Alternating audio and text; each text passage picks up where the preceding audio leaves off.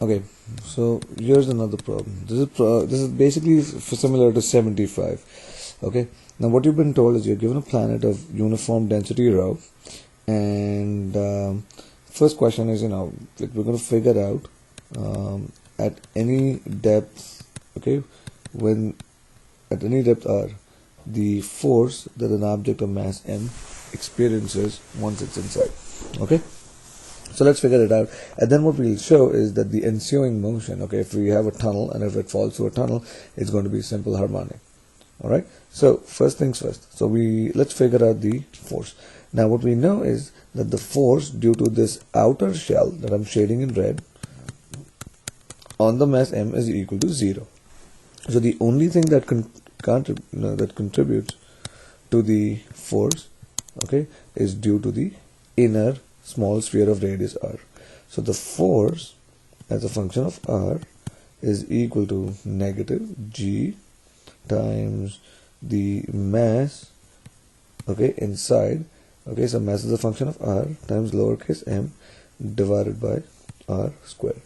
Okay, so let's first figure out what the mass is inside this radius r, and this happens to be equal to simply the volume of this inner sphere multiplied by the density. So it'll be rho multiplied by the volume, which is 4 divided by 3 pi times little r cube. Great. So now we get F, okay, at any radius equal to negative g times rho times 4 divided by 3 pi times r cube times m divided by r square. Now the r square term will cancel out.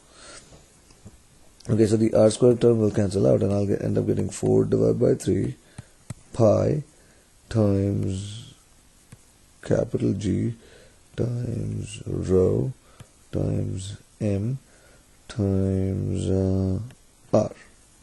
Okay, so this gives me F as a function of r. Now once I know that the force is this format, okay, then I can find the acceleration. A is simply equal to F of r divided by m, which happens to be equal to negative 4 divided by 3 pi g rho times r.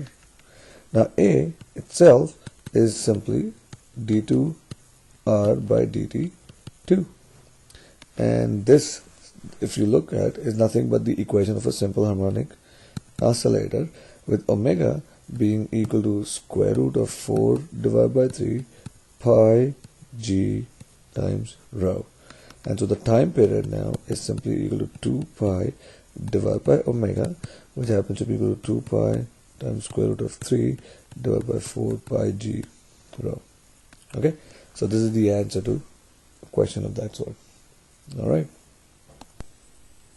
Okay, so this is one of the questions that was on the test. Okay, and what you have is you have two discs that are spinning, that are connected by this system, and the left disc is being spun with some torque, okay, that we do not know, and what we know is that its angular acceleration is alpha. And I think part of the first question is, what is the angular acceleration for the bigger disc, what is the moment of inertia for the bigger disc, and all kinds of stuff. Okay, so here's how we go about doing it.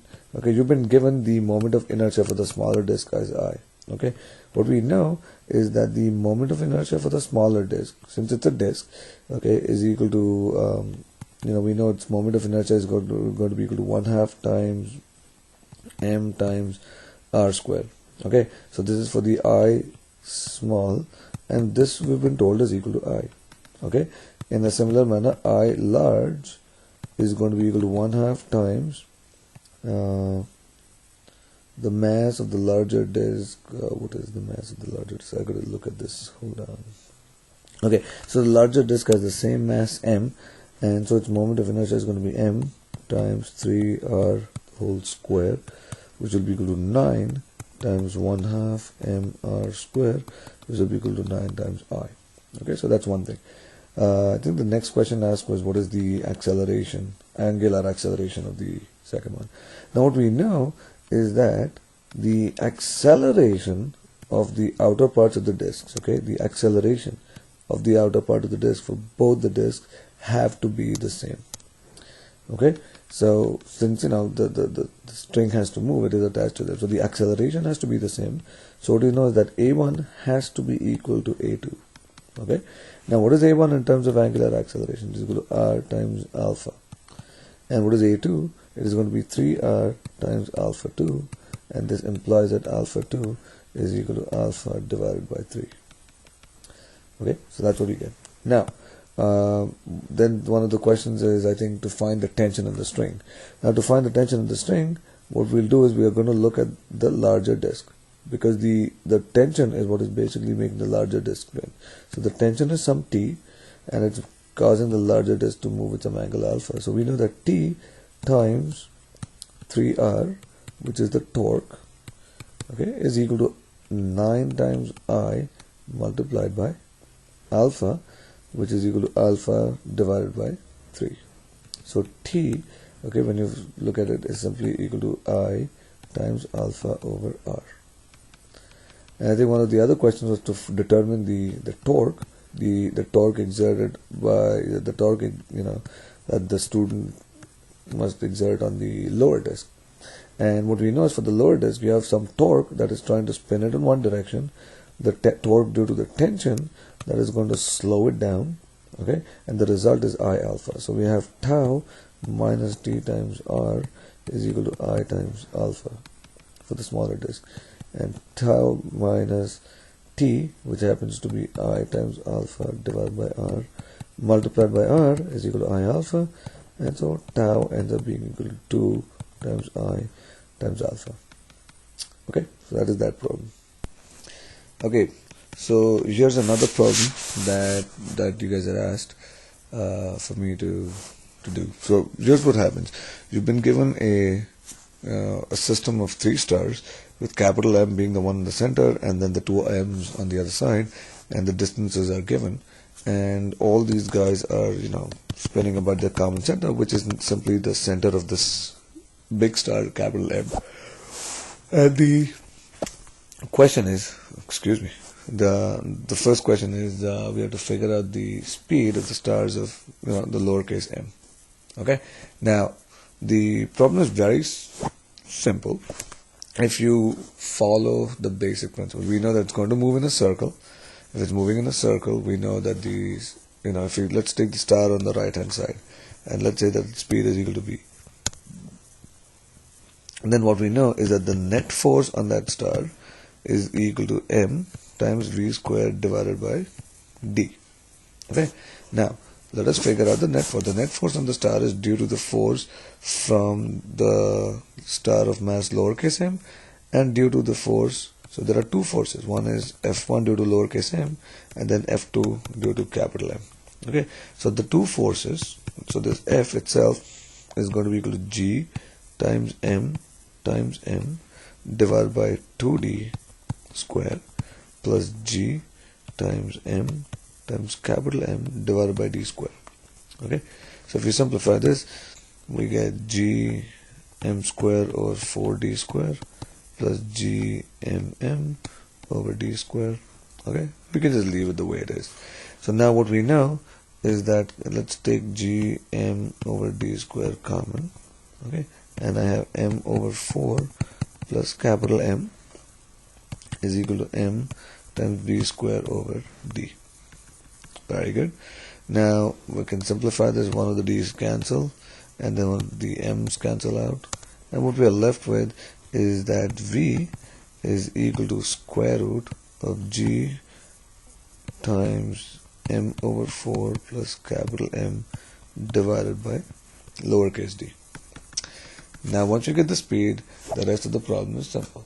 The next part is, I think, to find the time period. Okay, so once you have this, T is simply equal to 2 pi times D divided by V, which happens to be equal to 2 pi times D square root D divided by square root of G times M plus M divided by 4. Okay, so this is the time period. So now part C, I think, is to find the potential energy for the system, and the potential energy U is basically the sums of all the potential energies. since we have three objects, we have 1, 2, and 3. Okay, we have three pairs of potential energies, 1, 2, and 3. So keep that in mind. Okay, so the potential energy is between U12, between U23, and between U13. Okay, so potential energy for 1 and 2 is negative G M capital M over D. For 2 and 3, it is the same thing, negative G M M over capital D. And then for 1 and 3, it is negative G M square over 2D. So the whole potential energy is equal to negative 2 G M M over D minus G M square over 2D. Okay. The next question is, what is the kinetic energy? And the kinetic energy for this system is the sum total of all the kinetic energies. Now what's happening is only 1 and 3 are moving. So it is going to be Ke for 1 plus Ke for 2. And it will be equal to 1/2 times lowercase m times v square. Okay, which we know is the square root G times m over 4. Okay, so it is G times m plus m divided by 4 over D. And all this multiplied by 2. So these two factors, they will fall off. Okay, so this is equal to G M times m plus m over 4 divided by D. That's what you get. Okay, and so the next part of the question is, what is the total mechanical energy? And the mechanical energy, ME, is simply Ke plus Pe, which happens to be equal to Gm times m plus m over 4 times D. Okay, minus, and here I can rewrite this potential energy term. Okay, I can factor a G out. I can factor a 2 out. I can factor G and m over D, and I'm left with m. So there's a minus sign. I'm left with m plus m divided by 4. Okay, so this becomes equal to negative 2 Gm over D times m plus m divided by 4. So you see the two terms are the same except for the factor of minus 2. So we end up getting negative Gm m plus m over 4 divided by D for the mechanical energy. And that is the answer to that question. Okay, so this is chapter 13, number 56. And what you've been told is you have 4 stars. It's a 4-star system such that 3 of the stars are on the 3 edges of an equilateral triangle, with the other star being at the centroid of this triangle. And we need to show the time period is equal to t is equal to 2 pi times square root of r cube over G times capital M plus M over square root 3. Okay, alright, so let's proceed. Let's take care of this. Now what's happening is, once again, this. Okay, let's take a look. Let's focus on star number 1, because everything else will be the same. Okay, so for star 1, let us apply the idea that the force is equal to m times v square over r. Okay, and the goal here is simply finding the force F. If you find the force F, life is good.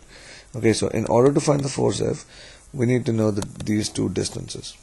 Okay, the distance between the m and the m's, and now if the radius is r, okay, we know that this angle is 30 degrees, and so we know that this side is equal to r times cosine of 30, and this is equal to r cosine 30 as well.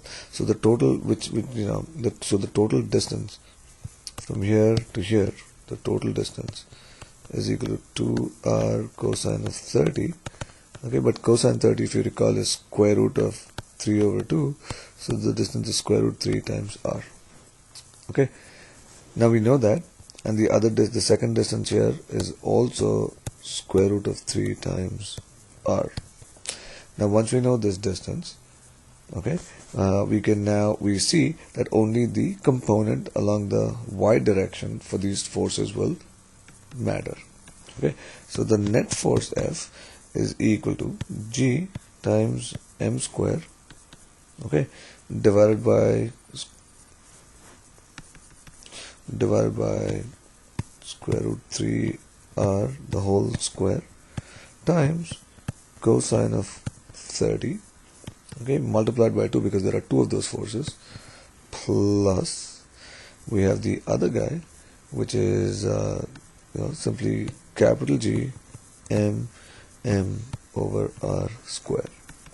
Okay, so now let's simplify everything. So we get 2g m square over 3 r square multiplied by cosine 30, which is square root 3 over 2, plus g m over r square. Okay, the half cancels out, and we are left with a square root 3 term in the denominator. So this gives us g m square over square root 3 r plus, or rather r square, plus g m over r square. Now I can simplify this and rewrite this as g times m over r square, okay, times m over square root 3r plus capital M. Alright, so we get this. Not square root 3r, there's only square root 3. Okay, so we know that all this, okay, g m over r square times m over square root 3 plus capital M is equal to m v square over r. Great.